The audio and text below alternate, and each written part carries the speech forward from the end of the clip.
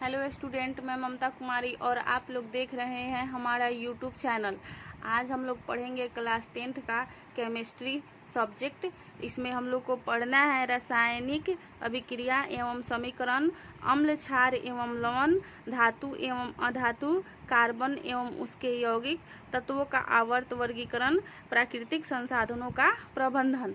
Total हम लोग को 6 चैप्टर पढ़ना है, जिसमें से हम लोग आज स्टार्ट करेंगे रासायनिक अभिक्रिया एवं समीकरण। तो चलिए इसको हम लोग देखते हैं, रासायनिक अभिक्रिया एवं समीकरण चैप्टर को। यहाँ पे आप लोग को दिख रहा है रासायनिक अभिक्रिया एवं समीकरण। अब यहाँ पे हम लोग देखेंगे रासायनिक अभिक्रिया किसे कहते हैं, उसका डेफिनेशन क्या होता है। तो देखिए यहाँ पे लिखा हुआ है, जब कोई पदार्थ किसी अन्य पदार्थ से या अकेले क्रिया करके या बोले तो अभिक्रिया करके एक या भिन्न गुण वाले पदार्थों का निर्माण करते हैं तो वह प्रक्रिया रासायनिक अभिक्रिया कहलाती है। यानी हम आप लोग को समझा रहे हैं, यहाँ पे कार्बन ले लिए हम लोग और यहाँ पे ऑक्सीजन ले लिए और ये दोनों को हम लोग अभिक्रिया करा रहे हैं, तो हम लोग का जो रिजल्ट आता है वो कार्बन डाइऑक्साइड आता है। ये दोनों गैस है और ये अभिक्रिया करके हम लोग को CO2 गैस प्रदान कर रही है। यानी कोई पदार्थ अकेले क्रिया करके या भिन्न गुण वाले पदार्थ का निर्माण करती है, ठीक है, किसी अन्य पदार्थ से या अकेले क्रिया करके, तो ये किसी कार्बन जो है ये ऑक्सीजन के साथ अभिक्रिया करके एक दूसरे गुण वाले पदार्थ यानी कार्बन डाइऑक्साइड हम लोग को मिल रहा है। तो इस पूरे प्रक्रिया को हम लोग रासायनिक अभिक्रिया कहेंगे। रासायनिक अभिक्रिया बोलिए या रासायनिक प्रतिक्रिया बोलिए, ये दोनों सेम होता है। अब हम लोग देखेंगे रासायनिक अभिक्रिया में आने वाले अभिकारक का डेफिनेशन यहाँ पे है, आप लोग को दिख रहा है। रासायनिक अभिक्रिया में भाग लेने वाले पदार्थों को हम लोग अभिकारक कहते हैं और जो हम लोग को रिजल्ट मिलता है उसको हम लोग प्रतिफल कहते हैं। यानी यहाँ पे डेफिनेशन है प्रतिफल का। रासायनिक अभिक्रिया में अभिक्रिया के फलस्वरूप बनने वाले पदार्थ को हम प्रतिफल कहते हैं। यानी यहाँ पे देखिए, यहाँ पे हम लोग समझेंगे, इसको हम लोग कार्बन और ऑक्सीजन को हम लोग कहते हैं अभिकारक,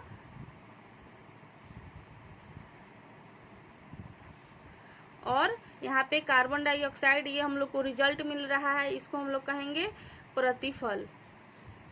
यानी LHS के तरफ जो हम लोग रिएक्शन करा रहे हैं, कार्बन को ऑक्सीजन के साथ रिएक्शन करा रहे हैं, तो ये हम लोग अभिकारक इसको कहेंगे। और हम लोग रिएक्शन के बाद हम लोग को जो रिजल्ट मिल रहा है CO2, इसको हम लोग प्रतिफल कहेंगे। ये हम लोग का रिजल्ट हुआ।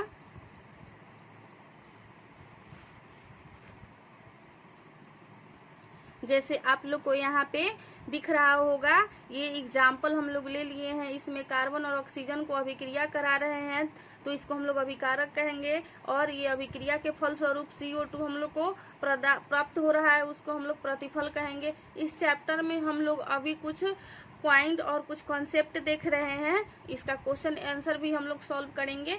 नेक्स्ट टॉपिक है इसका रासायनिक अभिक्रिया कैसे होती है। इसका डेफिनेशन यहाँ पे दिया गया है, रासायनिक अभिक्रिया में अभिकारकों के अणु पहले टूटकर परमाणुओं में परिवर्तित होते हैं, फिर ये परमाणु में पुनर्संगठित होकर प्रतिफल के अणु बनाते हैं। इन प्रक्रियाओं में अभिकारकों के अणुओं के परमाणु के बीच नए बंधन बनते हैं और उसे हम लोग रासायनिक अभिक्रिया इस पूरे प्रक्रिया को कहते हैं। ठीक है, रासायनिक अभिक्रिया इसके फलस्वरूप होती है। नेक्स्ट टॉपिक हम लोग का है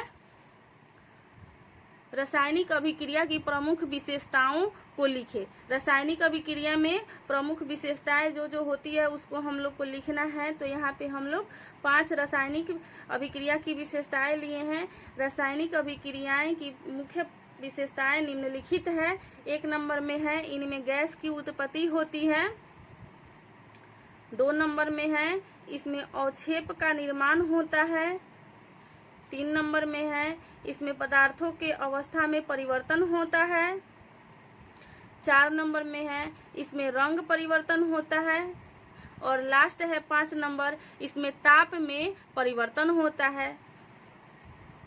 यानी इसमें रासायनिक अभिक्रिया की विशेषताओं में गैस की भी उत्पत्ति होती है, उसमें अवक्षेप भी निकलता है। जैसे मान लेते हैं हम लोग लकड़ी को जला रहे हैं तो वहाँ पे कोयला हम लोग को मिलता है, और अवक्षेप में साथ में हम लोग को राख भी मिलता है, उसको हम लोग अवक्षेप कहेंगे।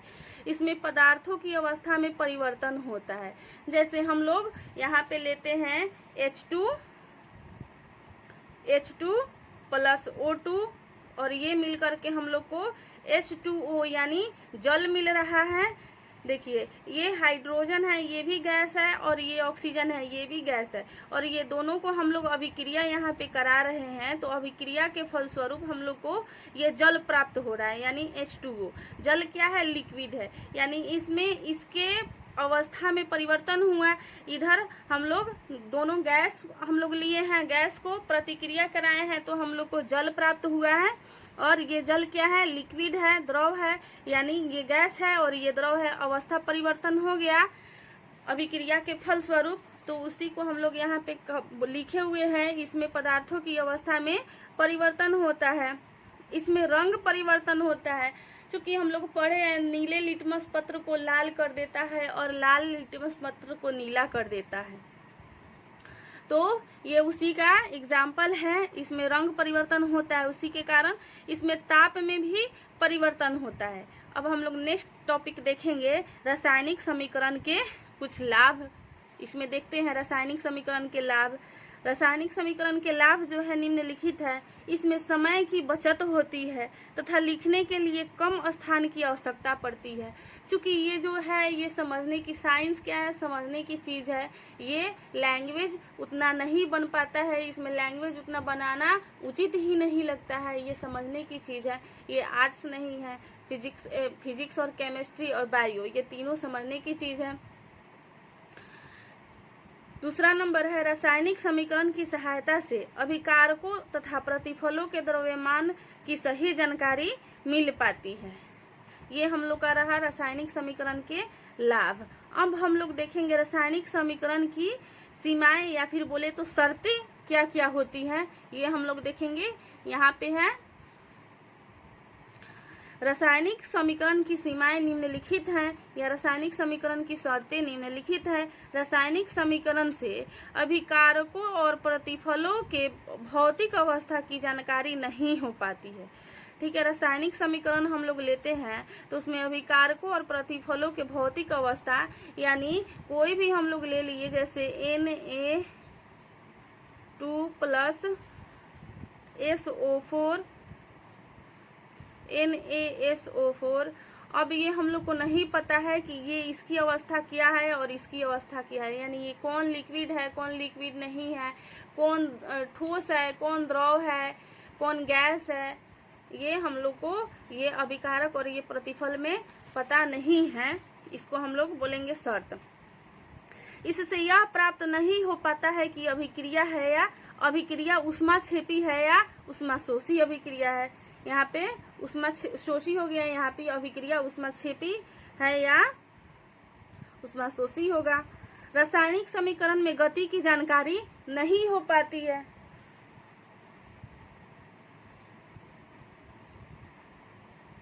अब हम लोग नेक्स्ट टॉपिक इसका देखेंगे। नेक्स्ट टॉपिक है रासायनिक अभिक्रिया को उनके प्रकृति के आधार पर कई भागों में बांटा गया है, जो निम्नलिखित है। अब यहाँ पे हम लोग कुछ अभिक्रिया देखेंगे। एक नंबर अभिक्रिया है, फर्स्ट नंबर अभिक्रिया है संयोजन अभिक्रिया। संयोजन अभिक्रिया क्या होती है यहाँ पे दिया गया है, इसका डेफिनेशन। संयोजन अभिक्रिया समझने से पहले हम लोग कुछ बात सुनते हैं, कुछ बात देखिए, आप लोग सुनिए।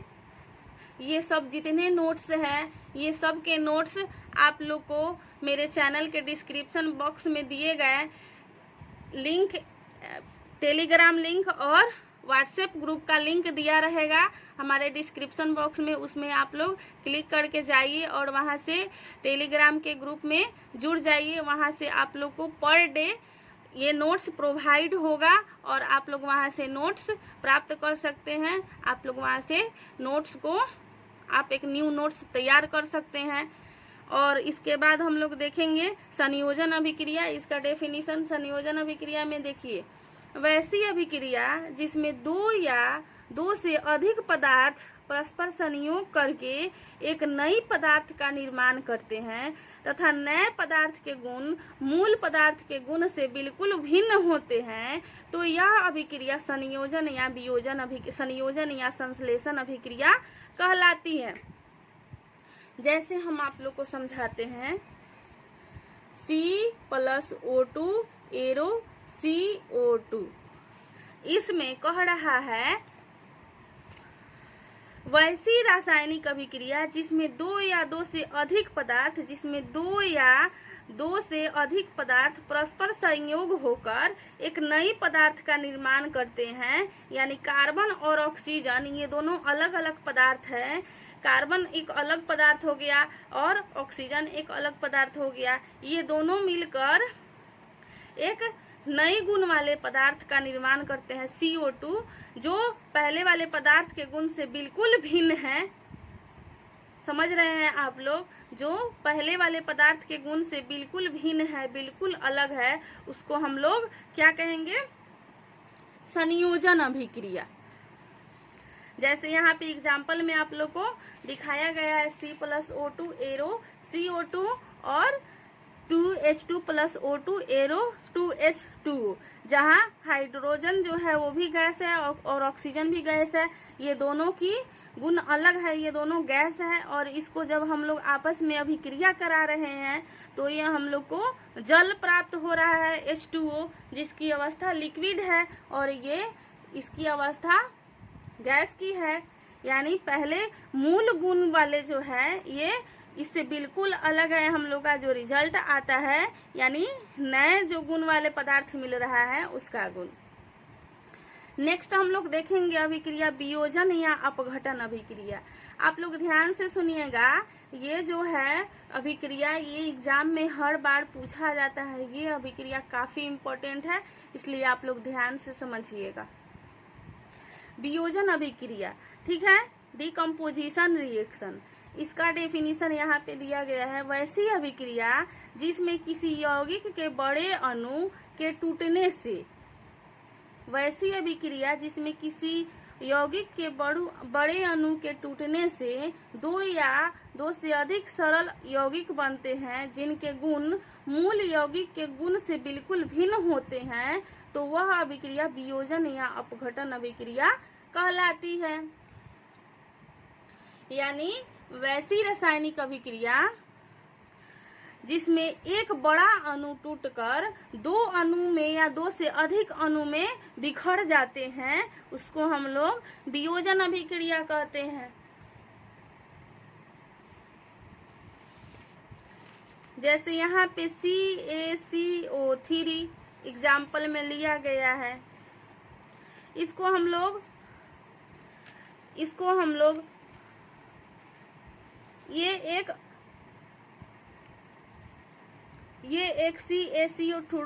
CaCO3 ये एक यौगिक है, इसको हम लोग रिएक्शन कराते हैं तो, या फिर कोई सूर्य के प्रकाश में गर्म कीजिए या कुछ में भी ऊपर लिखा रहता है, तो ये अभिक्रिया के फलस्वरूप ये CaO+CO2 में टूट जाते हैं। इसमें यानी एक हम लोग यौगिक लिए और ये दो नए नए यौगिक में टूट के हम लोग को रिजल्ट दिए CaO+CO2, तो इसी को हम लोग वियोजन अभिक्रिया कहेंगे। यानी पहले एक साथ है और बाद में टूटकर ये अलग अलग डिवाइड हो जाता है, उसी को हम लोग वियोजन अभिक्रिया कहते हैं।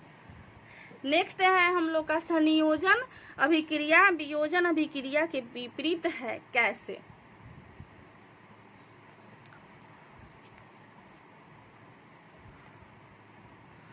संयोजन अभिक्रिया वियोजन अभिक्रिया के विपरीत है कैसे?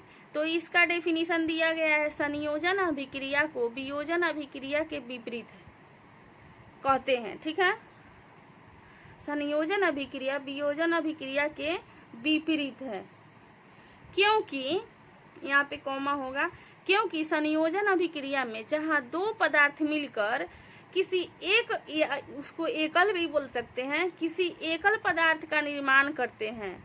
ठीक है, संयोजन अभिक्रिया में C+O2 एरो CO2। ये संयोजन अभिक्रिया हुआ, चूंकि ये दो पदार्थ मिलकर एक नए पदार्थ का निर्माण कर रहा है। और वियोजन अभिक्रिया में हुआ कि ये जो है ये टूटकर दो अलग अलग पदार्थ में डिवाइड हो रहा है, यानी जस्ट अपोजिट हुआ तो ये रियल में हो जाएगा यहाँ पे। वहीं वियोजन अभिक्रिया में एक एकल पदार्थ टूटकर दो नए पदार्थ में विभक्त हो जाते हैं, इसलिए ये विपरीत होते हैं एक दूसरे के। जैसे यहाँ पे एग्जाम्पल में आप लोग को दिख रहा होगा 2Mg+O2 एरो 2MgO, ये हम लोग का संयोजन अभिक्रिया हुआ। और CaCO3 एरो CaO+CO2 ये हम लोग का वियोजन अभिक्रिया हुआ।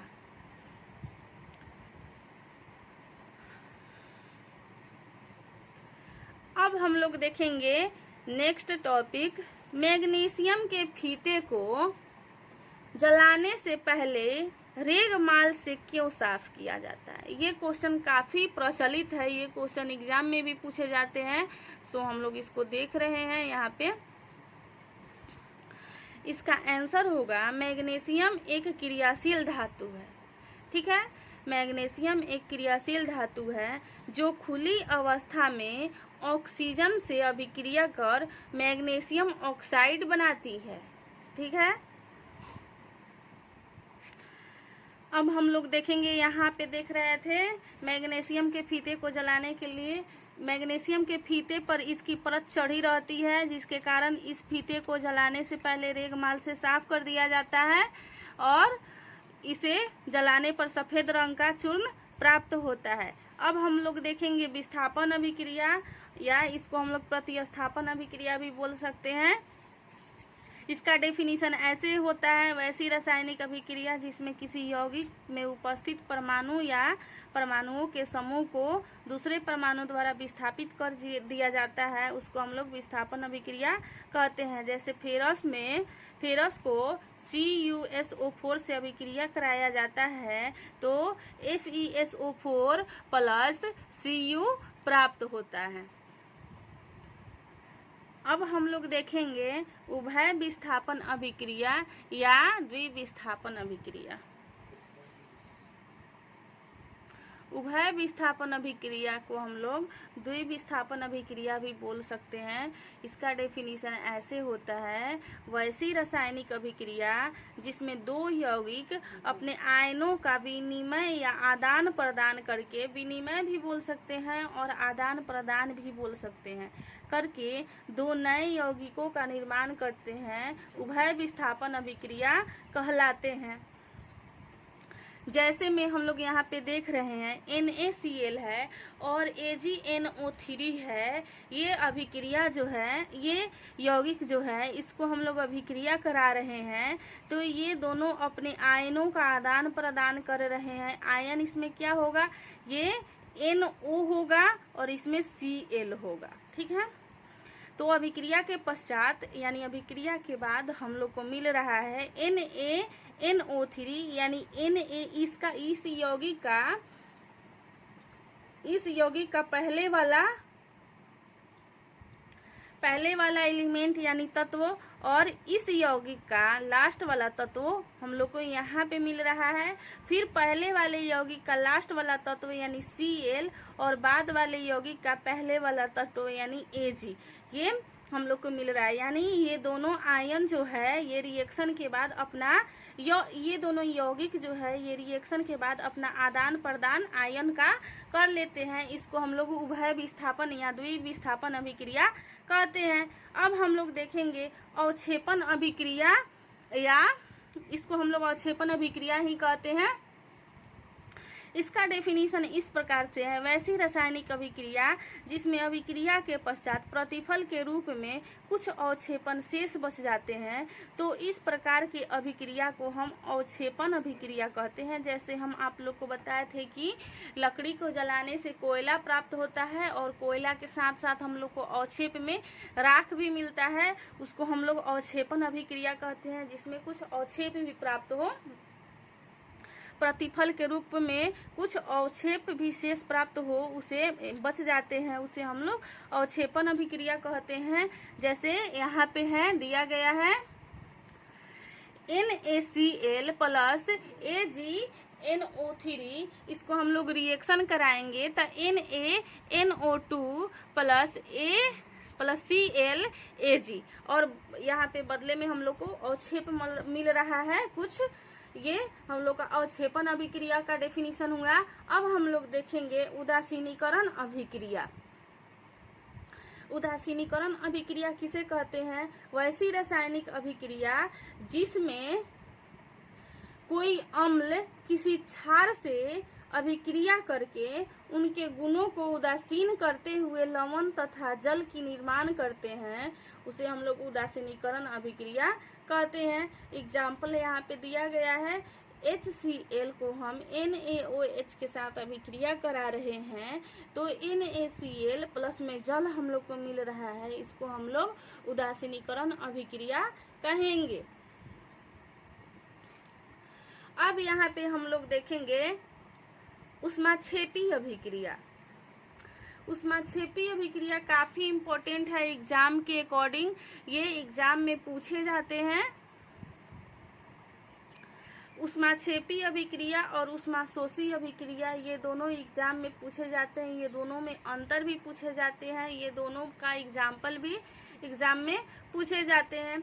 तो यहाँ पे दिया गया है ऊष्माक्षेपी अभिक्रिया का डेफिनेशन, वैसी रासायनिक अभिक्रिया जिसमें अभिक्रिया के पश्चात या अभिक्रिया के बाद ऊष्मा तथा ऊर्जा की प्राप्ति होती है, उसे हम लोग ऊष्माक्षेपी अभिक्रिया कहते हैं। यहाँ पे इसका एग्जाम्पल है ऊष्माक्षेपी अभिक्रिया का example C+O2 arrow CO2 plus ऊष्मा, यानी कार्बन को ऑक्सीजन के साथ अभिक्रिया करा रहे हैं तो हम लोग को प्राप्त हो रहा है कार्बन डाइऑक्साइड और साथ में ऊष्मा। यहाँ पे CaO को हम लोग जल के साथ अभिक्रिया करा रहे हैं तो CaOH का होल 2 प्लस ऊष्मा हम लोग को मिल रहा है, इसे हम लोग ऊष्माक्षेपी अभिक्रिया कहेंगे। अब हम लोग को देखना है ऊष्माशोषी अभिक्रिया। ऊष्माशोषी अभिक्रिया किसे कहते हैं, इसका डेफिनेशन यहाँ पे दिया गया है, वैसी रासायनिक अभिक्रिया जिसमें ऊष्मा का अवशोषण होता है ऊष्माशोषी अभिक्रिया कहलाता है। इसका एग्जाम्पल यहाँ पे दिया गया है, आप लोग को दिख रहा होगा।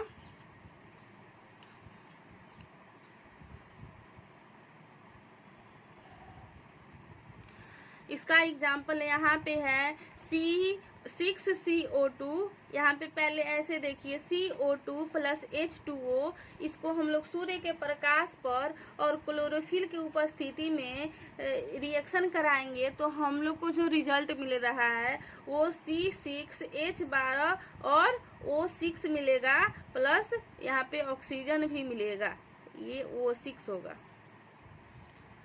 और साथ में ऊष्मा भी मिलेगा हम लोग को। ये हम लोग का ऊष्माशोषी का ये एग्जाम्पल है। हम आप लोग को बताएंगे रासायनिक समीकरण को संतुलित करना। रासायनिक समीकरण को संतुलित कैसे किया जाता है हम एकदम इजीली आप लोग को बता देंगे। उसके लिए आप लोग को एक और न्यू क्लास को देखना होगा, उसको हम एक अलग वीडियो बनाकर डालेंगे आप लोग के लिए, और वो आप लोग देख लीजिएगा। सारे वीडियो, सारे जितने भी नोट्स आप लोग को चाहिए वो सारे नोट्स हमारे टेलीग्राम के चैनल पे आप लोग को मिल जाएगा, और हमारे इस यूट्यूब चैनल के डिस्क्रिप्शन बॉक्स में टेलीग्राम चैनल का लिंक और व्हाट्सएप ग्रुप का लिंक दिया रहेगा। आप लोग वहां से जाकर जुड़ जाइए ताकि आप लोग को समय से सब नोट्स, सब सब्जेक्ट का नोट्स प्रोवाइड हो सके, मिल सके। Thank you so much.